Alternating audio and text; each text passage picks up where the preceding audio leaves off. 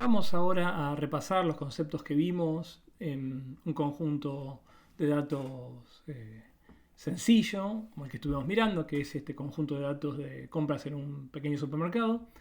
Y vamos a utilizar para eso un notebook en R que va a requerir básicamente dos librerías. Tidyverse simplemente porque lo utilizo a veces para hacer algunos manejos con los datos. Pero las librerías más importantes son, para empezar, Arrules, que es una librería antigua que tiene... es la que se usa generalmente para reglas de asociación en R, y una extensión, Arrules-Bith, que es mucho más moderna y es muy poderosa porque permite visualizar de una manera bastante amigable e interactiva las reglas encontradas por el paquete de Arrules. Esta librería Arrules-Bith es realmente muy interesante. Acá les muestro un segundo el paper de viñeta de la librería con sus autores. Y la verdad que vamos a ver algunos ejemplitos utilizando esta librería y van a ver que es muy poderosa. Entonces lo primero que vamos a hacer es obviamente cargar los datos. Vamos a levantar los datos es una base de datos muy chiquitita, así que lo voy a hacer rápidamente. Como veíamos antes, tiene 9.800 y algo de transacciones en 169 ítems. Y lo primero que vamos a hacer, y es en general lo recomendable, es mirar un poco cuáles son los ítems más frecuentes y qué frecuencia en general tienen estos ítems. Entonces empecemos mirando los 10 ítems que tienen mayor cantidad de apariciones y veamos que el que más común de todos es la leche entera, y después vemos que aparecen vegetales, yogur, refrescos.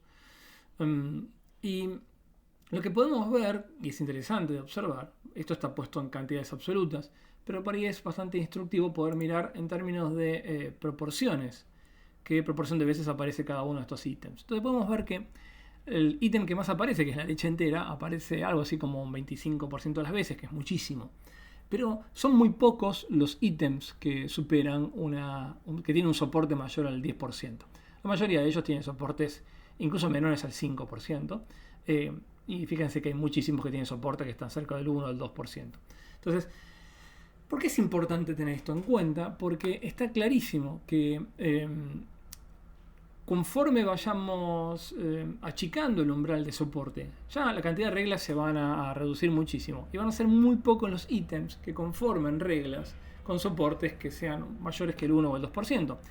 ¿Por qué? Porque de nuevo, piensen siempre, me imagino qué ocurriría si fuera un contexto que obviamente no es cierto porque no son independientes los ítems. Toda la gracia de este análisis es que no haya independencia entre ítems. Pero para fijar ideas no está mal pensar que los ítems son independientes. Imagínense un ítem que tiene ítems que tienen 5% de soporte.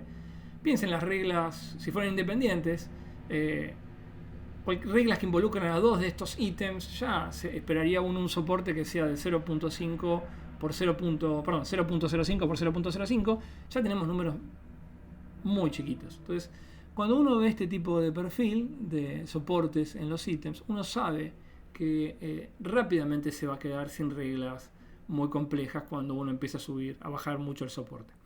Por supuesto que esto es un ejemplo de juguete, son menos de 10.000 transacciones. En una base de datos más realista, que uno tenga millones o decenas de millones de transacciones, ahí uno puede llegar a encontrar incluso reglas complejas con soportes proporcionalmente bajos, pero una buena cantidad de casos en valor absoluto. Pero no va a pasar en nuestro caso. Bien, entonces veamos un segundito ahora otro patrón interesante para mirar en forma inicial cuando miramos los datos, que tiene que ver con cómo se distribuye la cantidad de ítems por transacción. O sea, cuántos casos hay con una transacción de alguien que solo compró una cosa, alguien que compró dos cosas, así hasta el caso máximo que es alguien que hizo una compra de 32 ítems. Podemos ya darnos cuenta que esto debe ser un supermercado claramente muy chiquito, no hay compras muy grandes, y de nuevo podemos ver que la mayor parte de las compras son de muy pocos ítems, lo cual también va a reducir la proporción, el soporte de reglas relativamente complejas, porque la mayor parte de las transacciones involucran muy pocos ítems. Bien, empecemos ahora entonces a realizar algunos análisis en busca de reglas de asociación.